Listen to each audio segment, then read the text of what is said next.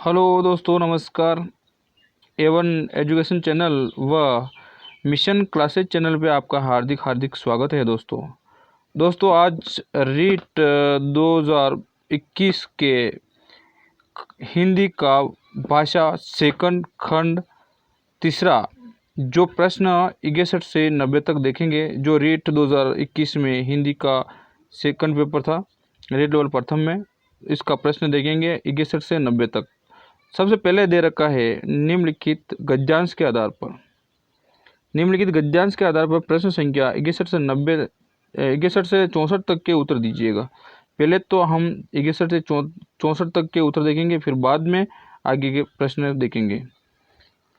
तो दोस्तों इससे पहले आप गद्यांश एक बार पढ़ लीजिएगा ज़रूर, फिर बाद में हम प्रश्न का उत्तर देंगे ज़रूर।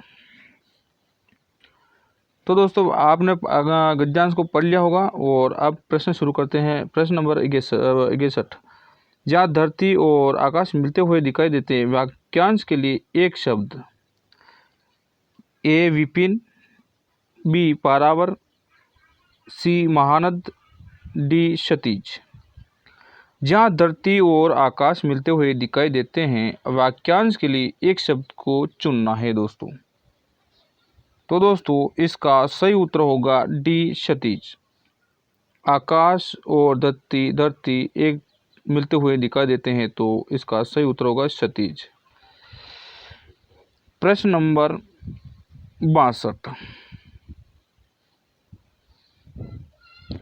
62वां प्रश्न है, उन्होंने सभी लोगों में ईश्वर के दर्शन किए। वाक्य में रेखांकित शब्द है। उन्होंने सभी लोगों में ईश्वर के दर्शन की। वाक्य में रेखांकित शब्द है। ए सर्वनाम, बी भाववाचक संज्ञा, सी जातिवाचक संज्ञा और डी व्यक्तिवाचक संज्ञा। तो दोस्तों इसका सही उत्तर होगा ऑप्शन नंबर सी जातिवाचक संज्ञा। प्रश्न नंबर 63 है, उन्होंने अपने कल्याणकारी कार्यों से लोगों के दिलों पर शासन किया। दिए गए वाक्य में काल हैं। ए आसन भूतकाल, बी संदिग्ध भूतकाल, सी सामान्य भूतकाल, डी पूर्ण भूतकाल।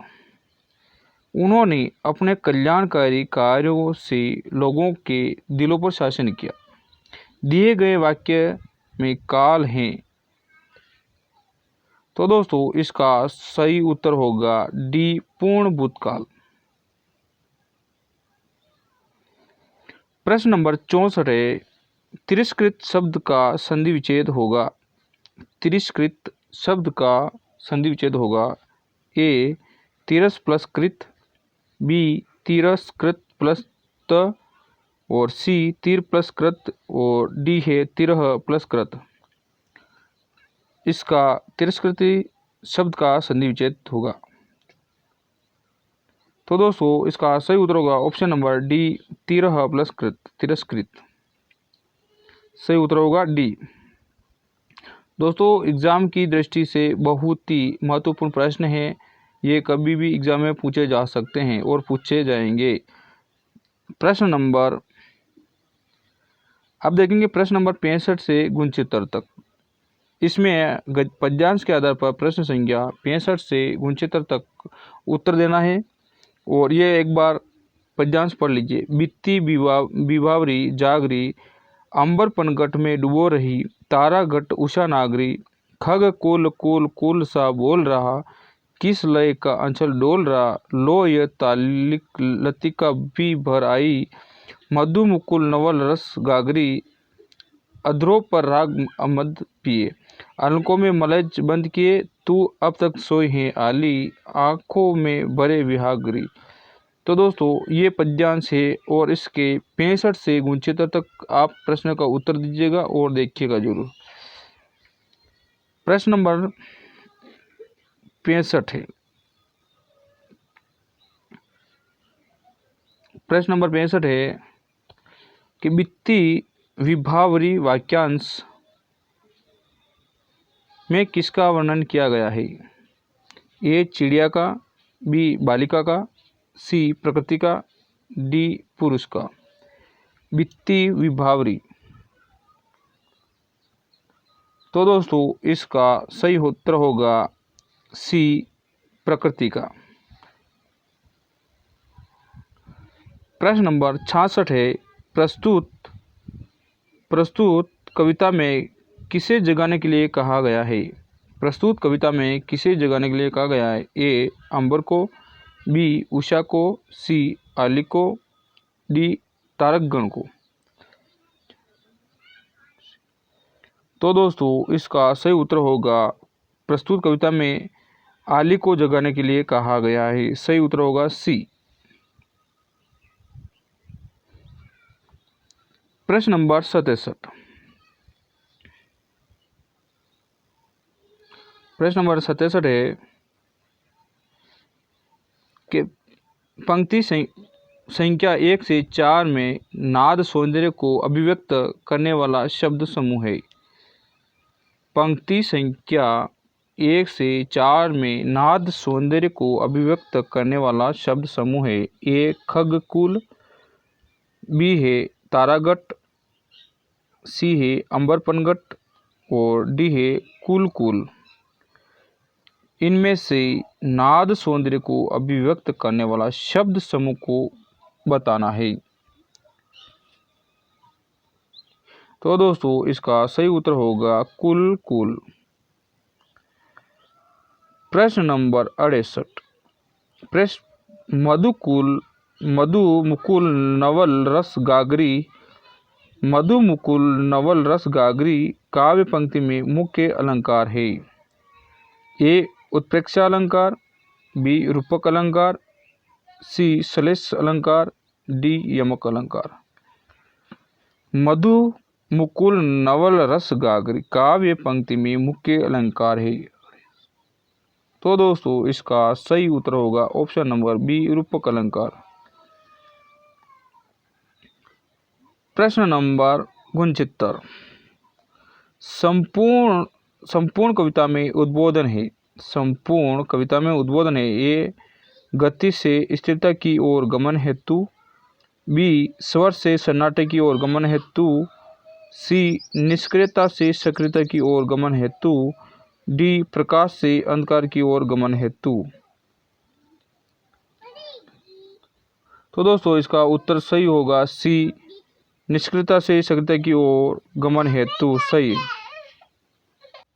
तो दोस्तों इसका सही उत्तर होगा सी ऑप्शन नंबर निष्क्रियता से सक्रियता की ओर गमन हेतु। सही उत्तर होगा सी। प्रश्न नंबर 70।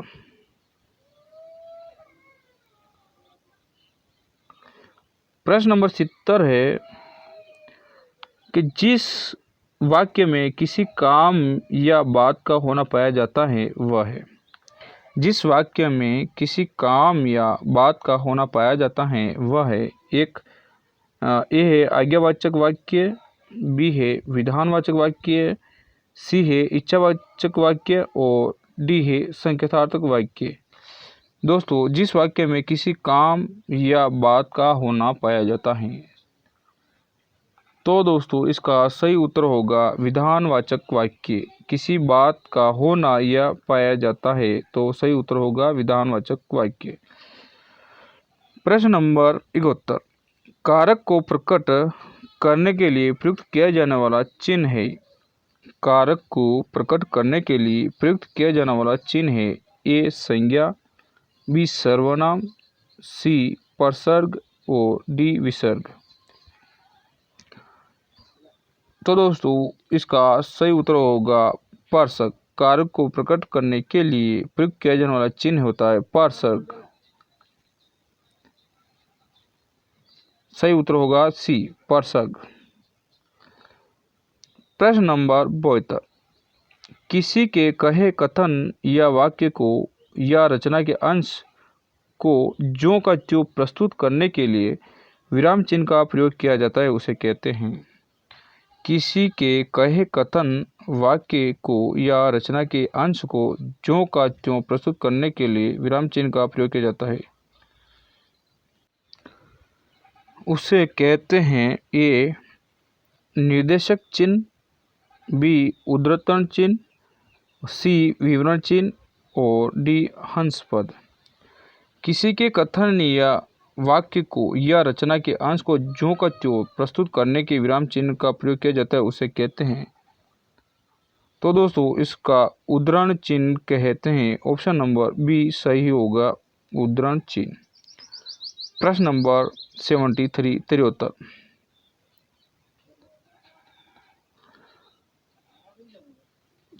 प्रश्न नंबर 73 है, अर्थ के आधार पर वाक्य के भेद होते हैं। अर्थ के आधार पर वाक्य के भेद होते हैं। ए 7, बी 5, सी 8, डी 4।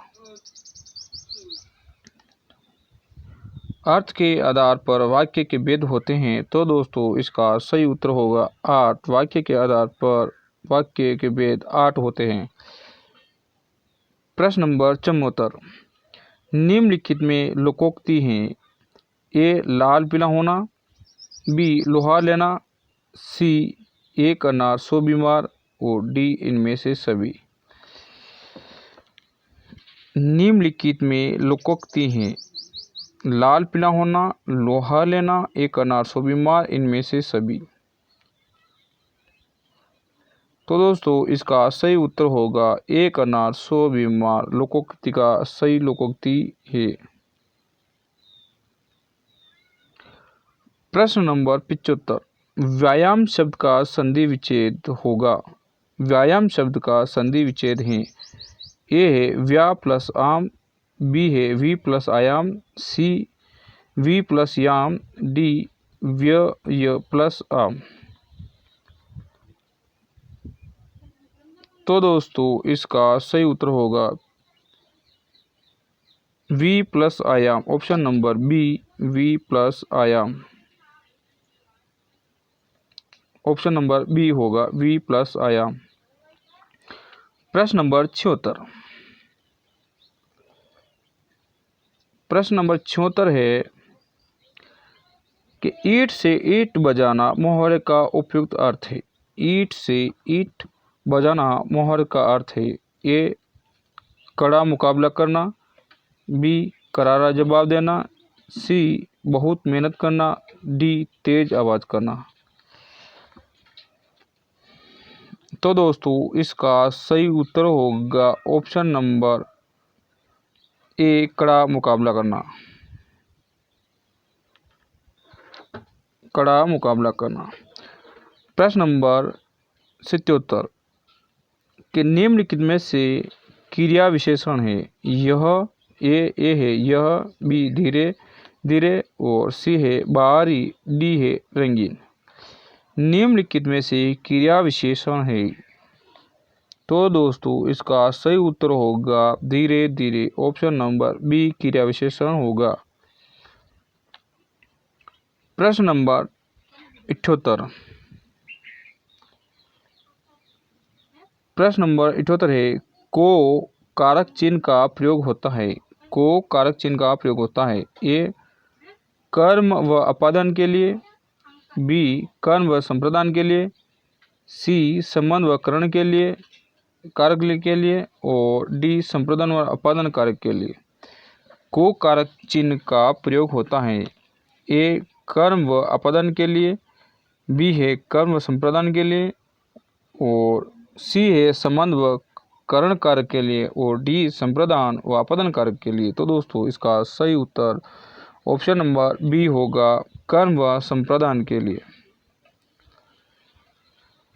प्रश्न नंबर 79 भाषा शिक्षण विधियों में कौन सी विधि प्राथमिक विद्यालय के बच्चों के लिए नितार्थ व्यर्थ है। भाषा शिक्षण विधियों में कौन सी विधि प्राथमिक विद्यालयों के बच्चों के लिए नितांत व्यर्थ है। ए डाल्टन प्रणाली, बी प्रोजेक्ट प्रणाली, सी मोंटेसरी पद्धति और डी किंडरगार्टन पद्धति। तो दोस्तों इसका सही उत्तर होगा ए, डाल्टन प्रणाली।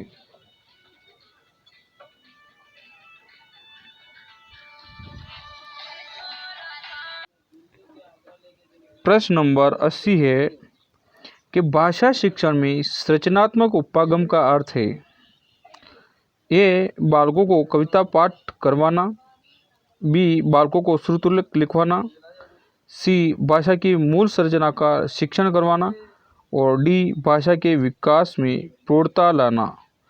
दोस्तों भाषा शिक्षण में रचनात्मक उपागम का अर्थ है। तो दोस्तों इसका सही उत्तर होगा डी, भाषा के विकास में प्रौढ़ता लाना। प्रश्न नंबर 81, आजकल विद्यालयों में प्रयुक्त प्रोजेक्टर की व्यवस्था स्मार्ट कक्षा शिक्षण में सहायक है। आजकल विद्यालयों में प्रयुक्त प्रोजेक्ट की व्यवस्था स्मार्ट कक्षा शिक्षण में सहायक है। ए, श्रव्य साधन के रूप में, बी, दृश्य साधन के रूप में, सी, खेल गतिविधियों के लिए दृश्य के रूप में, डी, श्रव्य दृश्य साधन के रूप में। तो दोस्तों इसका सही उत्तर होगा श्रव्य दृश्य साधन के रूप में प्रयुक्त प्रोजेक्ट विद्यालय में प्रोजेक्टर व्यवस्था स्मार्ट कक्षा शिक्षण में बिल्कुल सहायक है। तो दोस्तों श्रव्य दृश्य साधन के रूप में। प्रश्न नंबर 82,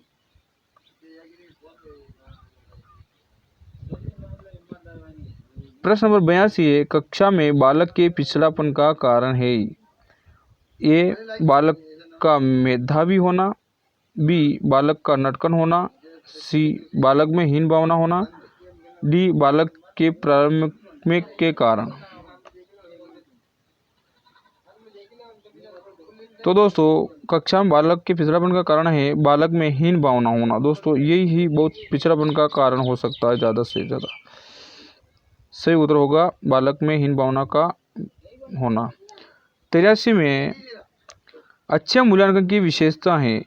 ए, वैधता, विश्वसनीयता, वस्तुनिष्ठता, व्यापकता, बी है पुनर्मूल्यांकन, परीक्षक का दृष्टिकोण और पूर्वाग्रह का व्यक्तिपरकता, सी है विभेदीकरण, जीवनोपयोगी, लाभपरक, सिद्धांतपरक और डी, रोचक, भावपूर्ण, सुचितापूर्ण।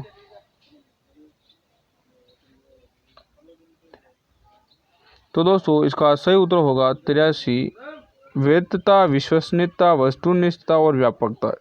ऑप्शन नंबर ए सही है अपना उत्तर। प्रश्न नंबर 84,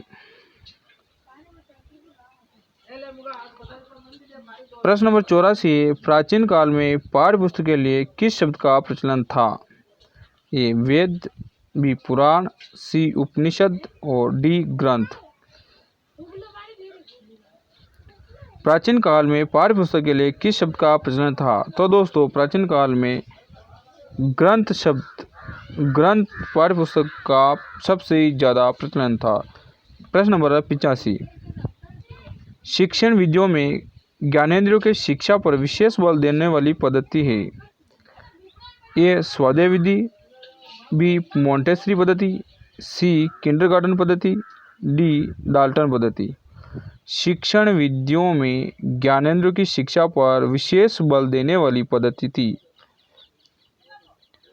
तो दोस्तों इसका सही उत्तर होगा मोंटेसरी पद्धति, जो शिक्षा में विशेष बल देती है मोंटेसरी पद्धति। प्रश्न नंबर 86, प्रश्न नंबर 86, वाचन संबंधी निदानात्मक परीक्षा के परिणामों में किसके प्रयत्न महत्वपूर्ण रहे हैं। वाचन संबंधी निदानात्मक परीक्षण के परिणामों में किसके प्रयत्न महत्वपूर्ण रहे। ए, डॉक्टर प्रेसी के प्रयत्न, बी, बर्ट के प्रयत्न, सी, AP सूटिया के प्रयत्न, डी, इनमें से सभी के प्रयत्न। तो दोस्तों इसका सही उत्तर होगा ए, डॉक्टर प्रेसी की प्रयत्न। प्रश्न नंबर 87, वाचन की निदानात्मक परीक्षा में यांत्रिक यथार्थता को मापने के लिए बेलार्ड की परीक्षा में कितने सामान्य शब्द हैं जिनको पढ़ने के लिए 1 मिनट का समय निर्धारित किया जाता है।